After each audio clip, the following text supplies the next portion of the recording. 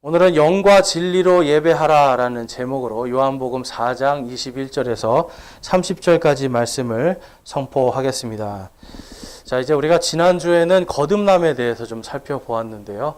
거듭남, 무슨 뜻인가요? 거듭난다. 다시 태어난다라는 뜻이에요. 그런데 다시 태어나는 게 이게 어떻게 보면 우리의 어떤 삶이 다시 거듭난다. 많은 사람들이 그래요. 인격이 거듭난다. 사실 여러분, 거듭난다는 말은 성경에서 나오는 말이에요. 부활이라는 말도 성경에서 나오는 말이고, 성경에서 지금 말하는 거듭남은 다른 것이 아니라 우리의 몸이 새롭게 태어나는 거예요. 자, 여러분, 새롭게 태어나신 몸을 갖고 계십니까? 예수님을 믿는 그 순간 우리가 하나님 안에서 우리 안에 무엇이 심기게 되냐면 부활의 생명이 심겨요. 예수님께서 부활하신 그것처럼 믿는 누구든지 그 안에는 예수님의 부활의 생명이 심기는 겁니다. 그래서 생명이 심긴 자, 바로 그 사람이 거듭난 사람이에요. 그래서 오늘은 예수님께서 그 연장선상에서 이 거듭난 자가 또한 누구인가에 대해서 말씀을 하시는데, 특별히 이 거듭난 자가 영과 진리로 예배할 것이다 라고 말씀을 합니다. 자, 여러분, 이 영과 진리로 예배한다. 대한민국에 이 성경 번역이 영과 진리를 이게 신령과 진정으로라는 번역을 하면서 100년 동안 예배가 정말 무엇인지를 잘 모르는 나라가 됐어요. 교회 이렇게 눈 돌려보면 교회 엄청 많잖아요. 그렇죠? 미국의 그 큰 땅덩어리의 교회가 약 한 몇 개가 있다고 그랬죠? 6만 개인가 있습니다. 6만 개. 우리나라는 몇 개가 있을까요? 8만 개가 있습니다. 8만 개. 대한민국 이 남한이요. 남한 크기가 미국의 한 주 정도 크기밖에 안 돼요. 그런데 미국 전체보다 몇만 개가 더 많아요? 2만 개가 교회가 더 많아요. 자, 그러면 이 2만 개가 교회가 더 많은 이 교회들이 정말 영과 진리로 예배를 하는가? 오늘 좀 우리 말씀 속에서 이 영과 진리, 이것이 무엇인가 좀 살펴보기를 원하는데, 자, 여러분, 한번 신령과 진정으로 예배를 드려라 그러면 어떤 느낌이 드세요? 신령과 진정으로 예배를 드려라. 그러면 뭔가 좀 더 열심히 막 이렇게 빌어야 될 것 같고, 뭔가 더 그쵸? 뭔가 하나님께 해야 될 것 같은 느낌이 들 거예요. 신령과 진정으로. 그쵸? 근데 이 영과 진리로라고 하면 갑자기 이게 도대체 뭘까? 이렇게 돼요. 근데 영과 진리로는 내가 하는 것이 아니라 내 안에 계신 하나님께서 하시는 예배라는 것을 우리가 살펴볼 수가 있습니다. 그래서 오늘 본문 21절 말씀에 보니까 예수님이 이 영과 진리로 드리는 예배가 무엇인가라고 다음과 같이 말씀해요. 예수님께서 그녀에게 이르시되 여자여 내 말을 믿으라. 너희가 이 산도 아니고 예루살렘도 아닌 곳에서 하나님께 경배할 때가 이르느니라. 이 산도 아니고 저 산도 아니고, 쉽게 말해서 여러분, 예배를 자유롭게 할 수 있는 날이 올 것이다 라고 말씀하고 있어요. 자, 당시에는 사람들이 어디에서만 예배를 드릴 수 있었을까요? 예수님 당시에는 사람들이 특정한 곳, 예루살렘에 있는 성전에서만 예배를 드릴 수 있었어요. 자, 오늘날은 어디에서 예배를 드립니까? 교회에서 예배를 드리죠. 그런데 여러분, 교회라는 이 건물에서 드리는 거예요? 아니면 교회 안에 모여있는 사람들이 예배를 드리는 거예요? 교회라는 개념은 건물이 아니라 지금 여기 모여있는 이 사람들, 우리가 모임으로 교회가 되는 거예요. 그래서 하나님은 우리가 어떤 특정한 건물, 특정한 시간, 어떤 방식, 이러한 것이 아니라 우리가 그분을 어디서든지 예배할 수 있고 함께 모여서 찬양할 수 있는 그것을 원하시는데, 지금 예수님 당시에는 그것이 될 수가 없었어요. 그래서 사람들이 예루살렘 성전에서만 예배를 드릴 수가 있었습니다. 그런데 지금 이 땅, 여기는 어디냐면 사마리아라는 곳이었어요. 사마리아. 사마리아는 어떤 사람들이냐면 이 사람들은 혼혈 족속들이에요. 예를 들면 우리나라에 여러분 이태원 아시죠? 이태원. 이태원이 왜 이태원인지 아세요? 지금은 한자가 바뀌었지만 예전에 조선시대에는 다른 태생들. 그러니까 외국에 끌려나갔다가 이제 쉽게 말해서 외국에 일본 사람들이 침략해 오거나 아니면 중국 사람들이 침략해 오거나 몽골 사람들이 침략해 오거나 막 이런 일이 생기면 누가 제일 피해를 봅니까? 여자들이 피해를 보잖아요. 그래서 이 피해를 보고 이 혼혈된 아이들을 가진 사람들이 모여 살던 곳이 이태원이었어요. 사마리아가 그런 곳이었어요. 조선시대에도 보니까 이런 혼혈인들에 대해서 굉장히 많은 차별을 두었어요. 자, 근데 여러분, 우리나라 사람들이요, 정말 인종차별 많이 하는 사람들입니다. 전 세계에서 아마 인종차별 제일 심할 거예요. 뭐가 조금만 다르면 하여튼 우리랑 다르다고 해서 차별을 해버려요. 색깔, 이 얼굴 색깔만 다르면 하여튼 난리가 나죠. 그쵸? 그러니까 여러분, 이게 사실은 우리가 보면 DNA를 조사해 보면 우리 안에 흑인 DNA도 있고, 백인 DNA도 있고, 그쵸? 동양인도 있고, 다 섞여 있단 말이에요, 사실은. 그래서 다 다양한 인종이 우리의 DNA 안에 있는데, 이 피부 색깔, 언어, 이런 것들 때문에 인종차별을 한단 말이에요. 당시에 여러분, 이 이스라엘 사람들은 그게 극도로 심했던 사람입니다. 어떻게 보면 이 사람들도 인종차별을 지금도 하고 있죠. 그래서 유대인이 아니라 다른 민족들을 이들은 뭐라고 불러요? 개나 돼지라고 부르는 거예요. 실제로 말은 안 하죠. 그렇지만 마음속으로는 이 사람들 마음속에 우리는 하나님이 선택하신 하나님의 백성, 우리만 사람이야. 그리고 하나님이 선택하지 않은 다른 민족들은 다 개나 돼지야. 저들하고 만지지도 말고 함께 하지도 말아야 돼. 성경에 보면 그런 이야기들이 있어요. 그런데 하나님께서 그 이야기를 하신 이유는 다른 것이 아니라 당시에 너무나 우상숭배가 심하니까 다른 민족들하고 섞여서 우상숭배에 빠질까봐 못하게 하셨던 건지 지금까지 그게 유효한 건 아닙니다. 지금은 예수님께서 십자가에 달려 죽으심을 통해서 이제는 모든 민족들이 예수 그리스도를 믿음으로 하나님의 백성이 되는 시대가 됐잖아요. 그런데 유대인들은 아직도 그 일을 해요. 그런데 이 사마리아 사람들은 참 대단한 것이 이렇게 차별받고 불평등한 상황 속에서도 이 사람들은 신앙을 지키기 시작합니다. 그런데 이 사람들이 신앙을 지키는 방법은 딱 한 가지밖에 없었어요. 성경을 바꾸는 거였어요. 하나님께서 모세에게 주신 그 성경을 이 사람들은 바꾸기 시작했어요. 그래서 모세 오경을 이 사람들은 사마리아 오경으로 바꿉니다. 그래서 지명도 바꾸고 사람도 바꾸기 시작하는 거예요. 그래서 하나님께서 유대인에게 주신 그 약속이 바로 우리 사마리아인에게 준 것이다라고 이 성경을 바꿔버린 거예요. 그래서 가장 대표적인 게 성전을 지금 오늘 예수님께서 이 여인을 만난 그리심산 이곳에 그들이 성전을 세워요. 자, 신명기 27장 가보니까 하나님께서 이렇게 말씀을 해요. 27장 12절과 13절에 너희가 요르단을 건넌 뒤에 이들 곧 시므온과 레위와 유다와 이사갈과 요셉과 베냐민은 백성을 축복하기 위해 그리심산에 서고 이들 곧 르우벤과 갓과 아셀과 스불론과 단과 납달리는 저주하기 위해 에발산에 설지니라. 여기는 지금 아직 가나안에 들어가지 않았는데 하나님께서 미리 말씀해 주시는 거예요.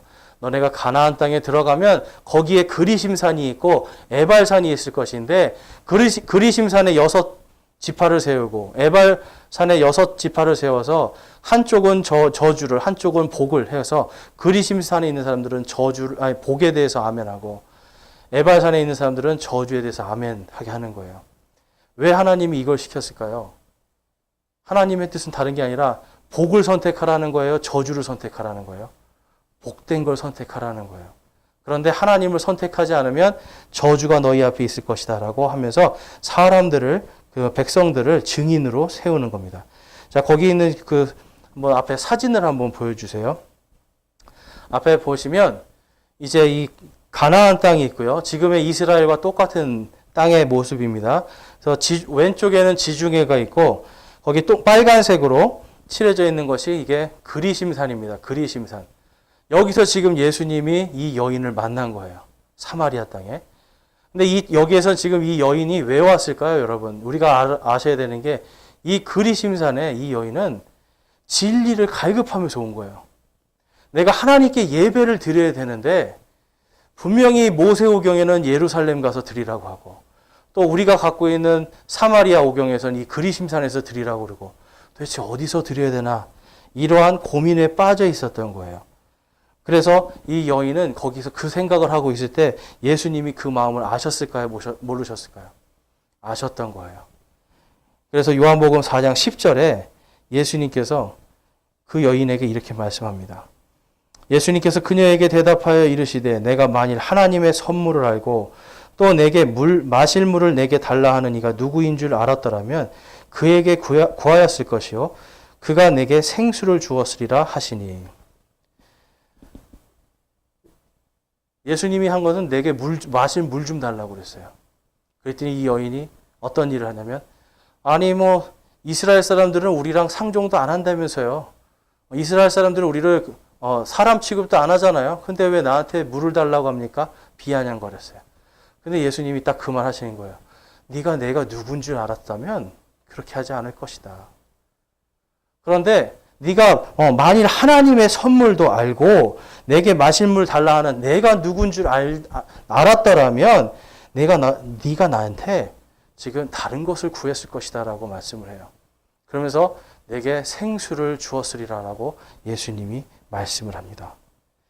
예수님이 주시고 싶은 것은 하나님의 선물과 생수였어요. 로마서 6장 23절에 가면 죄의 삭은 사망이요 하나님의 선물은 우리 주 예수 그리스도를 통해 우리에게 주시는 영원한 생명이다라고 말씀을 해요. 예수님께서 우리에게 주고 싶으신 것은 영원한 생명이었어요. 이 여인도요 똑같았어요. 여기서 예배를 드릴까 저기서 예배 드릴까 왜 고민을 할까요, 여러분? 우리는 아무 데서나 예배 드려도 되잖아요, 지금. 근데 당시 사람들은요 어디에서 예배를 드리는가 이게 죽고 사는 문제였어요. 왜 그럴까요? 그리심산에서 예배를 드려야 내 죄가 용서받을까? 아니면 예루살렘 가서 예배를 드려야 내 죄가 용서를 받을까? 죄가 용서돼서 하나님과 화해를 해야 구원을 받는데 지금 자기네 민족들은 그리심산에서 드려야 된다 그러고 이스라엘 사람들은 예루살렘에서 드려야 된다고 그러고 그러니까 어떤 일이 발생하는 거예요? 내가 어디서 구원받아야 될까 하는 고민이 있어요.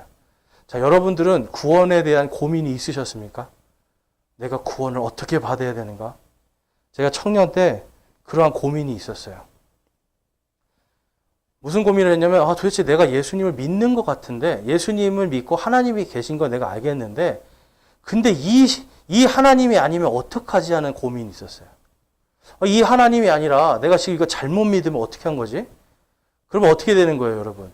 구원을 못 받잖아요. 내가 이거 잘못 믿고 만약에 죽어서 가봤더니 부처가 하나님이고 그러면 내가 완전히 잘못 믿고 있는 거잖아요. 죽어서 가봤더니 알라가 하나님이고 내가 믿는 예수님이 아니면 이거 큰일 나는 거거든요. 그래서 엄청나게 고민을 하면서 성경을 읽고 역사를 보고 하면서 제일 먼저 여러분 깨달았던 게 뭐냐면 부처도 여러분 죽었죠. 그 다음에 알라라고 하는 신을 만든 무하마드도 죽었죠. 이 세상의 모든 종교 지도자들은 다 죽었다라는 거예요. 그런데 살아나신 분이 한 분이 있습니다. 그분이 예수님이셨어요. 그래서 여러분 모두 다 죽었는데 살아남으신 분이 딱 한 분인데 그분이 예수님이에요.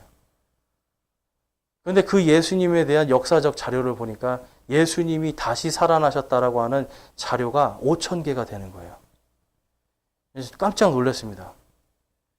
분명히 이 신이 아니면 어떻게 하지?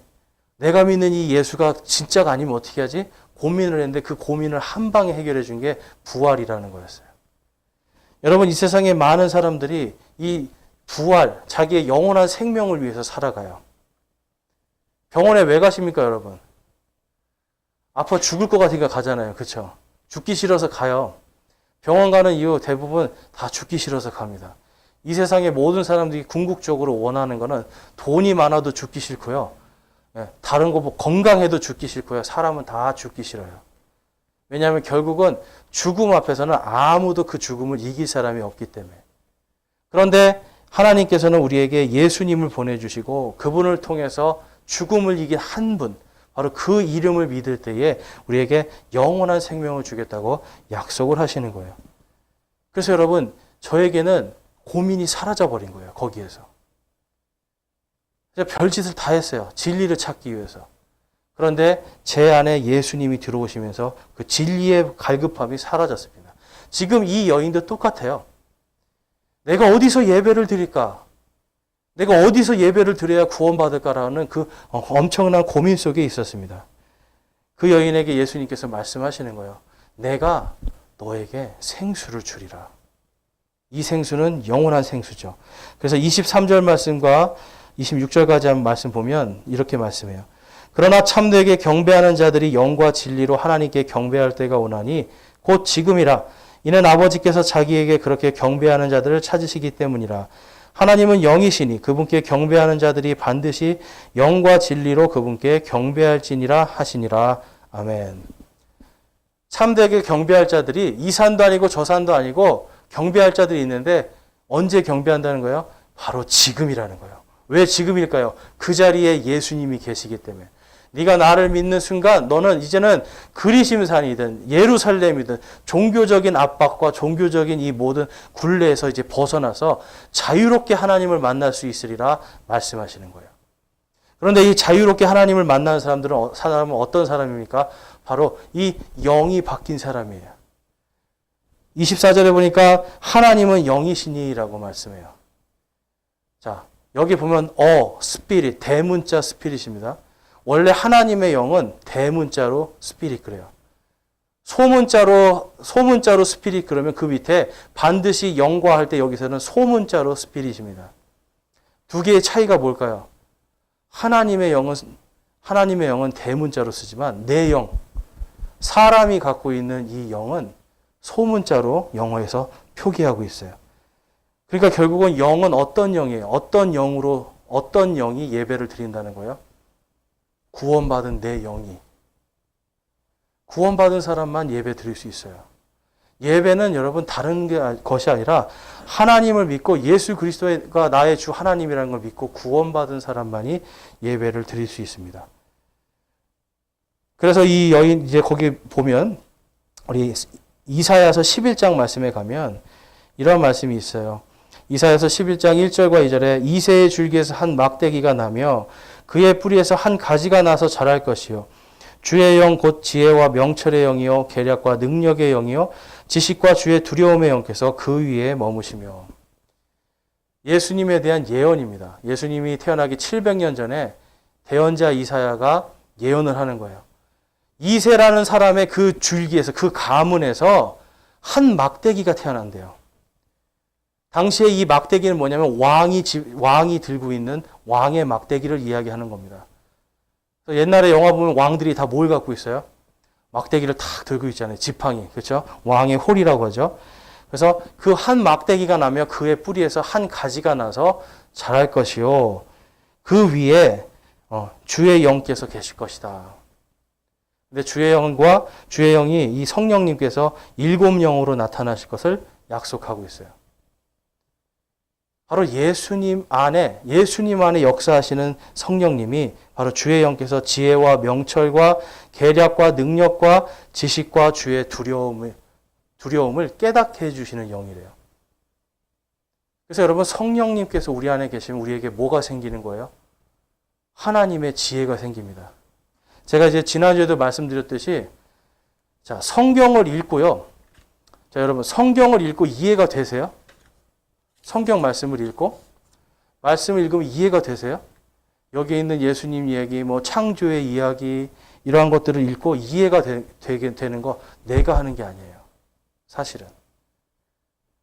제가 어떤 스님을 만나봤는데 성경을 2번이나 읽었어요. 그런데 이해를 못해요. 재밌는 책이래요. 그런데 이 안에 있는 생명의 말씀을 이해를 못해요. 그런데 어떤 사람들은 이 초등학교만 나와도 성경 말씀을 듣기만 해도 듣는 순간 이해가 돼요. 왜 그렇습니까? 내 안에 계신 예수님의 영께서, 성령께서 이 성경을 이해할 수 있는 지혜와 명철을 주는 거예요. 명철은 영어로 understanding입니다. 자, 우리 청년들, understanding이 무슨 뜻이에요? understand. 내가 understand 한다. 알아들었다는 거잖아요. 그렇죠? 내가 당신의 말을 understand가 무슨 뜻이에요? 아래에 서 있다는 거예요. 그 말 아래 내가 서 있다. 그 말을 내가 지금 받아들였다라는 뜻이 되는 거예요. 그래서 이 understanding, 바로 하나님의 말씀을 이해하는 것, 내 지식으로 되는 것이 아니라 오직 예수님을 믿고 구원받은 자들, 그들 안에 있는 성령님이 성경 말씀을 이해하게 해주십니다. 자, 그 다음에 시편 51편에 가니까 이런 말씀이 있어요. 주께서는 희생물을 원치 아니하시나니 그렇지 아니하면 내가 그것을 드렸으리이다. 주께서는 번제물도 기뻐하지 아니하시나이다. 하나님께서 구하시는 희생물은 상한 영이라. 오 하나님이여 상하고 통회하는 마음을 주께서 멸시하지 아니하시리이다. 아멘. 자, 지금 시편 기자는 자기의 영이 어떻게 됐다고 그래요?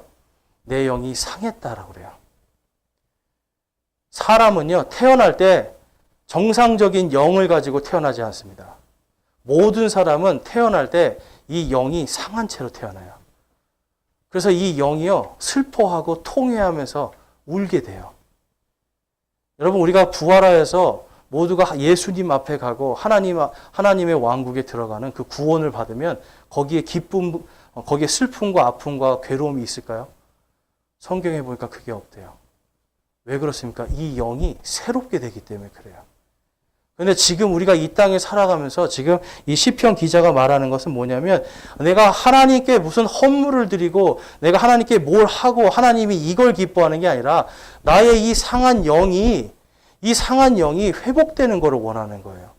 나의 이 마음이 회복되고 나의 이 영이 새롭게 되는 것을 원하는 거예요.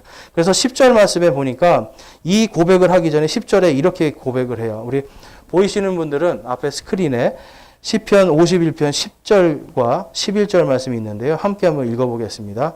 시작. 오 하나님이여 내 안에 깨끗한 마음을 창조하시고 내 속에 올바른 영을 새롭게 하소서. 나를 주의 앞에서 쫓아내지 마시고 주의 거룩한 영을 내게서 거두지 마소서. 아멘. 자기의 이 깨끗한 마음을 달라고 그래요. 그리고 자기 안에 있는 영을 아까 그 상한 영을 어떻게 해달라고 기도하고 있어요? 내 속에 올바른 영을 새롭게 하소서. 옛날 성경에는 정직한 영이라고 그랬어요. 그랬더니 다 정직해야 된다고 생각해요. 사람들이. 정직한 건 맞는데 하나님 앞에서는 여러분 우리의 이 영이 새롭게 바뀌는 거예요. 영어로 가니까 리뉴라고 그래요. 리뉴. 리뉴는 뭐냐면 여러분 뭔가 새로 창조하는 게 아니라 요게 지금 보면 여러분 이 책이 낡았습니까? 낡지 않았습니까? 낡았죠? 이거를 완전히 새 것처럼 다시 똑같이 만드는 게 리뉴예요. 그래서 우리의 영이 태어날 때는 하나님 앞에서 다 바로 이 낡고 쓸모없는 영처럼 상한 영이었는데 우리 안에 성령께서 예수님을 믿고 구원받는 순간 우리의 이 상한 영이 어떻게 바뀌는 거예요? 새로운 영으로. 새롭고 올바른 영으로 바뀐대요. 그래서 예수님을 믿으면 진짜 구원받은 사람들은 뭐부터 바뀌는 거예요, 여러분? 구원받은 사람들. 내 마음에 깨끗한 영이 들어오고 깨끗한 마음이 들어오니까 죄를 짓지 않으려고 하는 마음이 생겨요. 그렇다고 해서 여러분 죄를 안 지을 수는 없어요, 우리는. 죽는 날까지 죄를 짓는 거예요. 그렇지만 마음속에 뭐가 생겨요? 아, 내가 그래도 하나님을 믿는데 죄를 짓지 말아야지. 죄를 짓지 말아야지 하는 우리의 양심이 죄에 대해서 거부하는 마음이 생기는 거예요. 여러분 죄에 대해서 거부하는 마음 가지고 계세요? 아니면 나는 아직도 죄 짓는 게 별 문제 없다고 생각하세요? 죄 짓는 게 문제 없다고 생각한다면 여러분 정말 내가 구원받았는가 잘 점검해 보세요. 내가 죄 짓는 게 싫고 죄라는 것이 죄 짓는 게 두렵다라면 그렇다면 내 안에 영이 새롭게 된 겁니다. 계속해서 말씀을 읽어볼게요. 51편 12절과 19절. 주의 구원의 기쁨을 내게 회복시켜 주시고 주의 자유로운 영으로 나를 떠받쳐 주소서. 그때 주께서 의의 희생물과 번제 헌물과 전제로 드리는 번제 헌물을 기뻐하시리니 그때 그들이 주의 제단 위에 수소를 드리리이다. 아멘. 하나님이 원하시는 것은 형식적인 예배를 원하는 게 아니에요. 그냥 뭐 때문에 등 떠밀려서 오거나 우리 어릴 때 그런 거 많이 했잖아요. 엄마 아빠가 계속 가라고 하니까 어쩔 수 없이 가는 거예요. 여러분 하나님이 그 예배 기뻐하시겠어요? 절대 안 기뻐해요. 내가 정말 하나님께서 나를 구원해 주신 것, 나에게 영원한 생명을 주셨다고 하는 이 사실이 감사해서 이 자리로 와서 예배 드리는 것. 그거 기뻐하는 거예요. 그래서 이 시편 기자는 그걸 말하는 겁니다. 내 마음을 깨끗하게 해주시고 내 영을 새롭게 해주시는 바로 그 영으로 내가 영과 진리로 내가 예배를 드릴 때 그때에 무슨 소를 잡아서 드리든 어떤 희생물을 드리든 그때에 하나님께서 그것을 받으실 것이다 라고 말씀해요. 여러분 예배는요 그냥 와서 드리는 게 아니라 영과 진리로 예배 드린다는 건 뭐냐면 내가 믿음으로 구원받은 자가 이 영이 내 영이 아니라 성령님으로 새롭게 변화된, 새롭게 거듭난, 그리고 부활의 소망을 가진 그 사람이 와서 하나님의 그 진리의 말씀에, 나를 구원해 주시는 그 진리의 말씀에 감사함으로 드리는 게 예배입니다. 예배를 통해서 여러분 복을 받고 뭔가 내가 소원을 성취하고, 이거는 종교예요. 제가 말씀드렸지만 내가 뭔가 복을 받고자 하고 소원 성취하는 거, 이거는 하나님께 드리는 예배가 아니에요.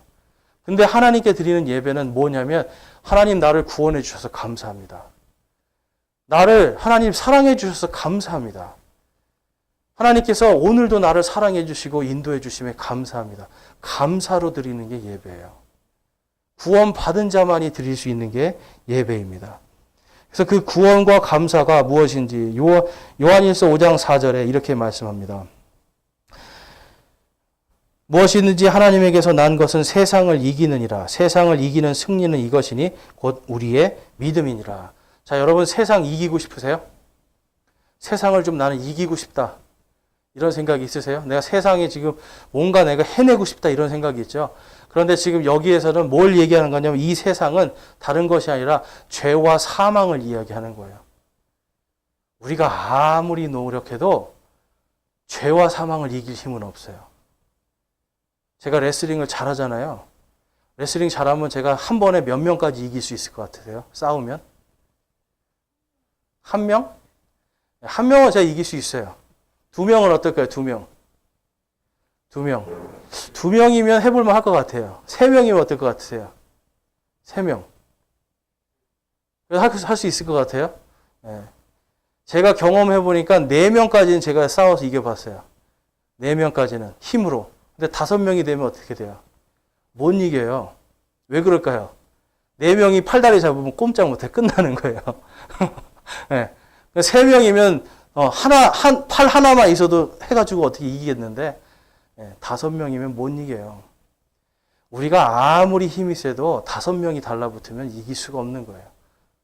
그런데 지금 이 요한일서에서 이 사도 요한은 뭘 이야기하는 거예요? 바로 이 세상을 이기는 게 있다는 거예요. 그 세상, 바로 죄와 사망이라고 하는 그 가장 막강한 그 힘을 이길 수 있는 것, 그것이 무엇이라고요? 바로 우리의 믿음이라고 말씀해요. 믿음.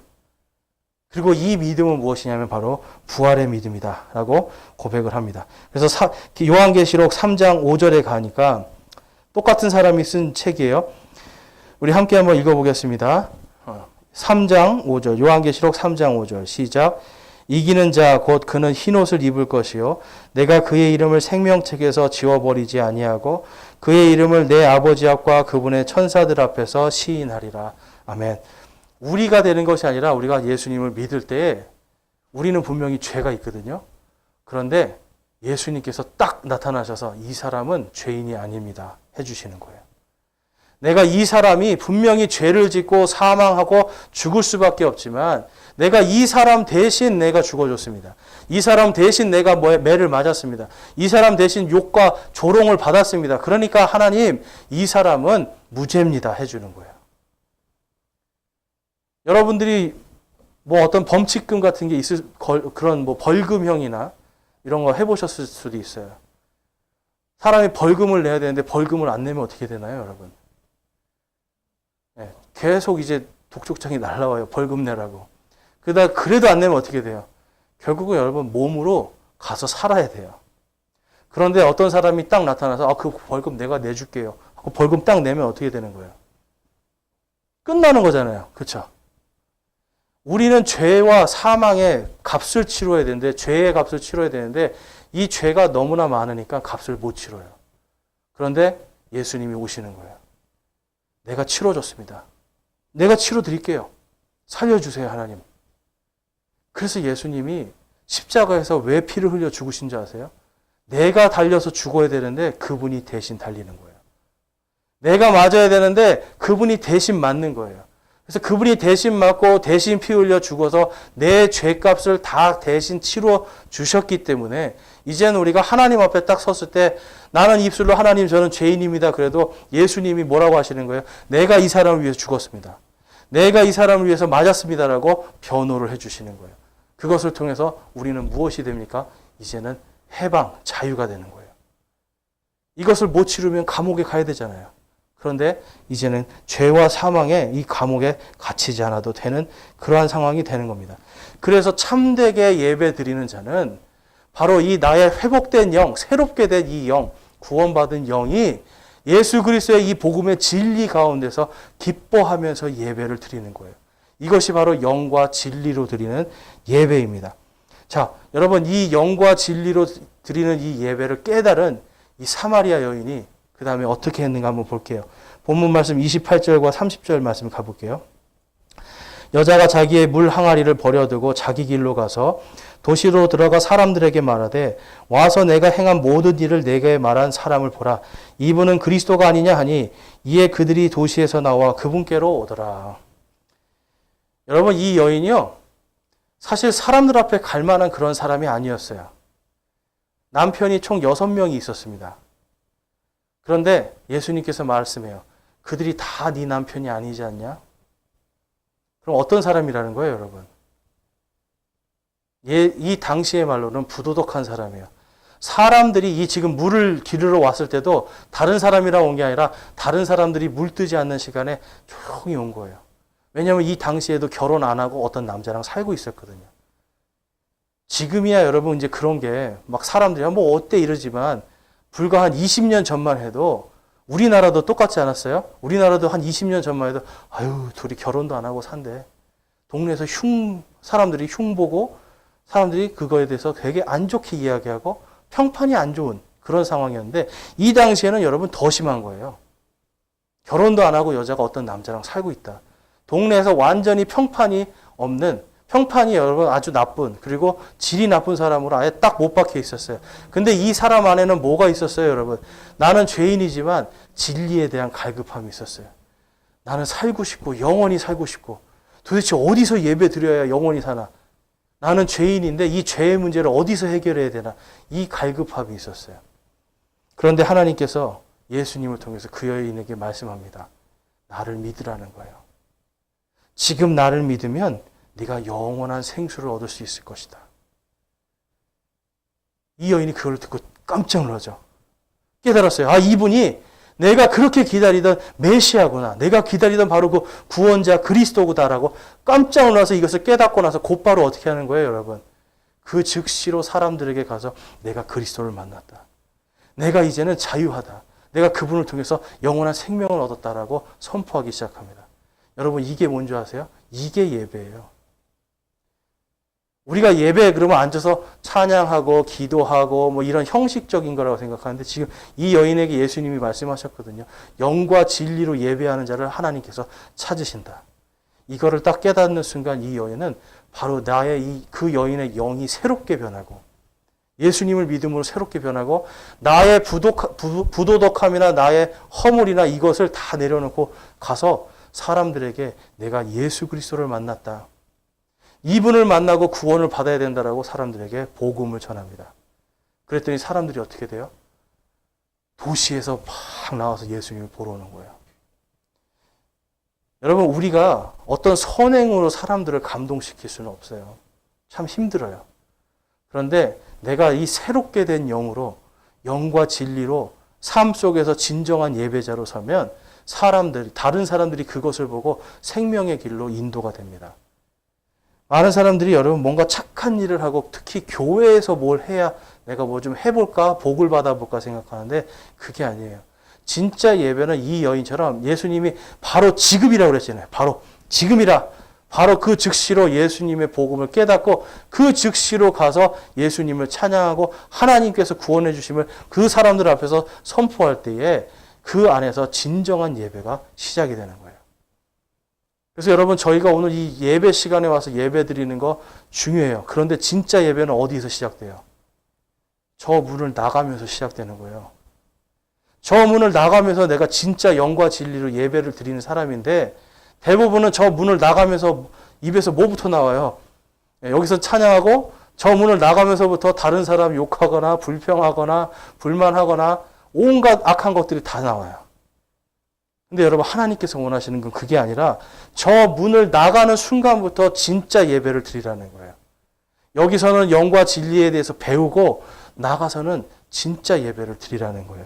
그래서 로마서 12장 1절과 2절 말씀에 가니까 이런 말씀이 있습니다. 그러므로 형제들아 내가 하나님의 긍휼을 힘입어 너희에게 간청하노니 너희는 너희 몸을 거룩하고 하나님께서 받으실 만한 살아있는 희생물로 드리라. 그것이 너희의 합당한 섬김이니라. 아멘. 여기서 보면 합당한 섬김이 reasonable service. 그래서 합당한 이유가 확실한 예배라는 뜻이에요. 미국 사람들은 여러분 서비스가 뭐예요? 우리 어머님들이 잘 하시잖아요. 어디 가면 서비스 좀 줘 그러잖아요. 그렇죠? 서비스 좀 더 주면 안 돼요? 근데 여러분 이 서비스는 뭐냐면 섬김이라는 뜻이거든요. 그러니까 뭔가 공짜로 받는 거 우리나라는 이렇게 서비스라고 생각하는데 왜 미국에서는 이게 서비스는 공짜로 받는 게 아니라 누군가의 헌신으로 받는 겁니다. 서비스라는 건 여러분 누군가의 헌신으로 받는 거예요. 우리가 예배를 드릴 때 내가 가서 내 힘으로 드리는 것이 아니라 예수 그리스도의 그 공로로 구원받았음으로 예배를 드리는 거예요. 그래서 합당한 이 예배는 어디에서 이루어집니까? 우리가 바로 세상 속에서 우리 몸을 거룩하게 하고 하나님께서 받으실 만한 희생물로 세상 속에서 드릴 때. 그러니까 여러분 예배는요. 절대로 이 교회 공간에서 드리는 걸로만 생각하지 마세요. 내가 세상 속에서 정말 하나님께서 받으실 만한 거룩한 삶을 사는 것, 그것이 바로 진정한 예배입니다. 오늘 예수님께서 우리에게 말씀하시는 것도 또 동일해요. 바로 지금이라는 거예요. 바로 지금 영과 진리로 예배를 드려라. 오늘 지금 여러분들이 이 자리에 모여서 영과 진리로 예배를 드렸죠. 저 문을 나가서 누군가 다른 사람을 만날 때 그때도 인간관계 속에서 영과 진리로 예배를 드리는 거예요. 학교를 가거나 직장을 가거나 어디를 가거나 내가 거기서 이제 나는 새로운 영으로 예수 그리스도의 그 영께서 내 안에 계심으로 거기에서 어디를 가든지 진정한 예배, 영과 진리로 예배 드리는 게 바로 지금 시작되는 거예요. 그래서 저와 여러분이 정말 이 영과 진리의 예배, 먼저 구원받는 것이 가장 중요합니다. 그리고 그 구원받았으면 그 진리, 영과 진리로 바로 이 교회가 아니라 밖에 나가서 세상 속에서 진정한 예배자로 사실 수 있기를 주님의 이름으로 축원합니다. 오늘 이 시간 우리 함께 결단하면서 기도하겠습니다.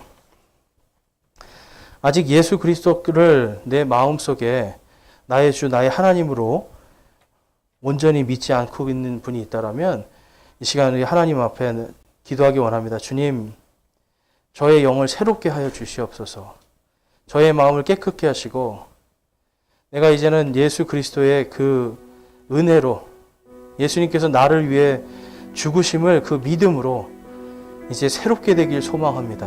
하나님 제 영을 새롭게 하옵소서라고 제 영을 의롭고 올바르고 새롭게 해달라고 우리 기도하기를 원하고요. 또 예수님을 믿고 구원받으신 분들이라면 이제 내가 주님 정말 지금 이 순간 그리고 나가서 내가 사는 모든 그 순간 속에서 지금 영과 진리로 예배하리라 라고 결단하시길 소망합니다. 여러분 이 시간 우리 함께 결단과 소망으로 우리의 마음을 올려드리겠습니다. 기도하겠습니다.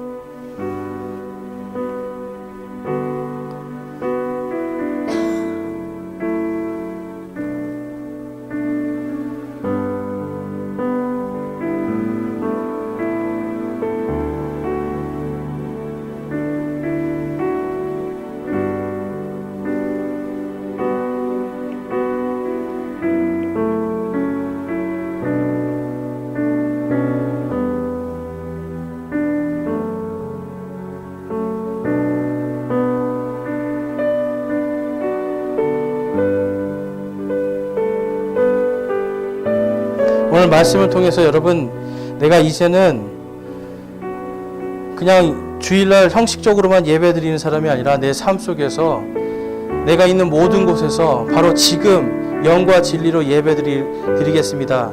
영과 진리로 어디에서든지 내가 하나님께 예배드리는 자로 살기를 소망합니다. 그렇게 결단합니다 하시는 분 있으면 손을 들어서 하나님께 우리의 마음을 드리겠습니다. 나는 이제 영과 진리로 내가 있는 모든 곳에서 바로 지금 예배드리는 바로 참다운 예배자로 살기를 소망합니다 하시는 분 손을 들어 하나님께 마음을 드리겠습니다. 감사합니다. 손 내려주시고 내가 아직 내 영이 거듭나지 못했다고 생각하는 분이 있습니까? 내가 아직 예수님을 입으로만 믿고 있지 내가 진정으로 마음으로 믿지 못하고 아직 내 영이 새롭고 바르게 되지 못하였다라고 느끼시는 분이 있습니까? 그렇다면 이 시간 하나님께 결단하기 원합니다. 주님, 제가 이제는 온전히 예수 그리스도를 내 인생의 주인으로서 온전히 내가 모시고 예수님 앞에서 진정한 예수님을 섬기는 자로, 예수님을 믿는 자로 내가 살기를 소망하고 결단합니다라고 이 시간 결단하기 원합니다. 그렇게 결단하시는 분 우리 손을 들어서 하나님께 마음을 드리겠습니다.